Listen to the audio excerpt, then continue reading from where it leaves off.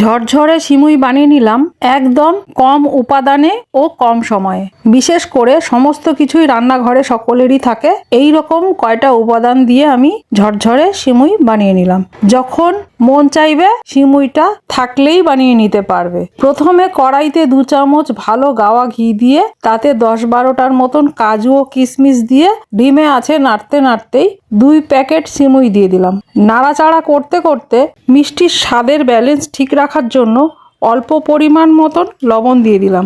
1 কাপের মতন গুঁড়ো দুধ দিয়ে দিলাম। তারপরেই 1 কাপের মতো চিনি দিলাম। এর মধ্যেই সাধারণ উষ্ণতার এই একই কাপের মাপে 2 কাপ জল দিয়ে দিলাম। তারপর ঝটপট নাড়াচাড়া করতে করতে মিশাতে শুরু করলাম, নয়তো গুঁড়ো দুধ জায়গায় জায়গায় জমাট বাঁধতে পারে।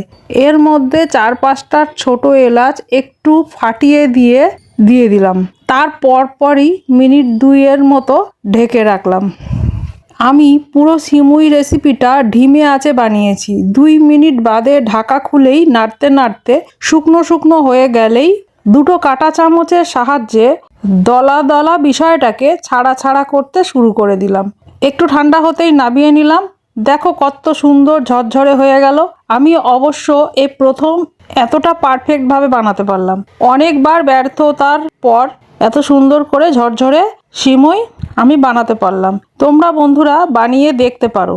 ঈদের স্পেশাল মিষ্টিগুলোর মধ্যে এই সিমুই রেসিপি যেটা তৈরি করা হয়, তাই আমিও বানিয়ে এখন হাত সেট করে নিলাম। তোমাদের কেমন লাগলো আমার ভিডিও কমেন্ট ও রিপ্লাইতে অবশ্যই জানিও।